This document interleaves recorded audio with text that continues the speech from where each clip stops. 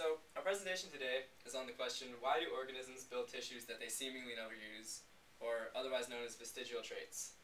So this presentation was done by myself, Jordan Affick, Bobby Cork, Amy Cudella, and Kirsten Greenfield. So before we go into the question that we are going to discuss, there's two important definitions that we should all know. The first of which is ontogenies. So ontogenies are developmental changes that occur within an individual's lifetime, more often than not in the embryonic developmental process. Phylogenies, on the other hand, are evolutionary changes that occur across generations. And the key difference is that ontogenies change within an individual, while phylogenies change a population or a species. Now the reason that we're going over these definitions is because we know the answer to whether or not we make vestigial traits in tissues. And the answer is yes. So we're just simply seeking to discuss why we still make them if we don't use them. And a common theory for this is that ontogenies replicate phylogenies. And the idea of that is that the developmental processes of an individual, or developmental changes of an individual, look the same as they did when it was evolving. So for example, humans and chickens both gain gills early on in their embryonic development, just like they would have in their evolutionary cycle many millions of years ago. However, later on in the embryonic development, they lose the gills and gain the ability to breathe air, just like now they both do. So. And Michigan State ran a test to see if, how or why we keep vestigial traits, and they used this thing called the Avita system. As you can imagine, it's very difficult to experiment or test anything that has to do with evolution because we're dealing with a timescale that's millions of years. And to help that, they use a very highly complex computer software that essentially recreates evolution.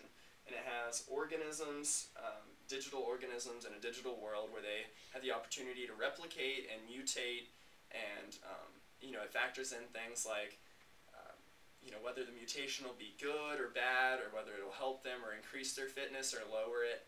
And this basically is able to show how evolution would have played out as best as they're able to. And it kind of runs off the idea that evolution is present whenever three things are around, and that's differential fitness, variation, and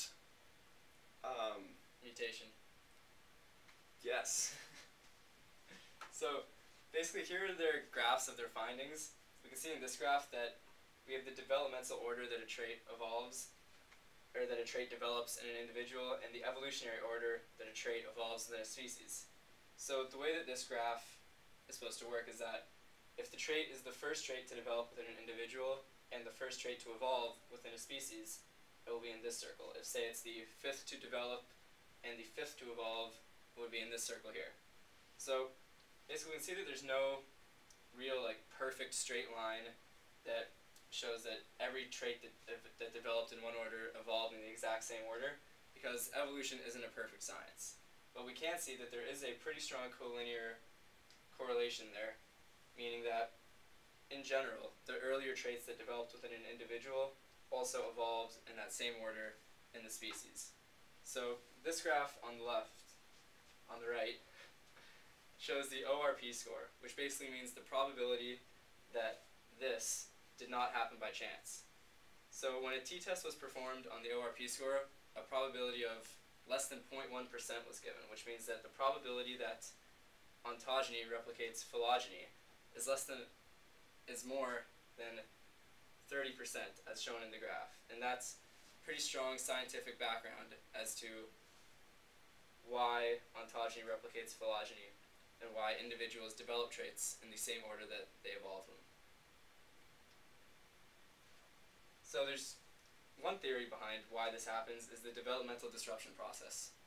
And what this basically means is that as species evolve and old traits that they used, for example the fish gills in humans and chickens, they lose their purpose in the later years of evolution. But the process of becoming an adult for the embryos, as shown in this picture, it basically stays the same. So because the old traits that don't really have a function anymore aren't really detrimental either to the individual. Evolution kind of takes a stance of why fix something that isn't broken, and why would you try and change a trait and possibly disrupt what is a perfectly good developmental process just to get rid of something that isn't hurting the individual anyways. And a second theory to why it happens this way is the idea of building blocks. And what they mean by that is if you have a stack of stack of blocks, you wouldn't take out the bottom block in fear that you would collapse the entire thing. And basically they're saying as evolution goes on, traits become more complex and the individual becomes more complex. And so even though the earlier traits that aren't as complex may not be used anymore, they're still needed in the same way that you wouldn't want to disrupt that. So there's many examples of vestigial traits in the world today. One of which is the human coccyx, which is evolved from monkeys' tails basically, and has now become our tailbone. Another of which is the appendix, which is the appendix is a very important trait for creatures that have a largely plant-related diets. So for humans, it's not very important, but because we evolved from animals that it was very important for, we still have it today. Other examples in nature are the wings on flightless birds such as the ostrich.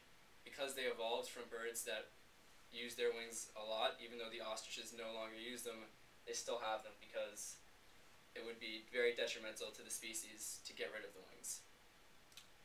And the point of all that is basically just to say that vestigial organs and traits are basically evidence of a species' evolutionary history because they show that the ontogenies replicate phylogeny. And thank you for your time.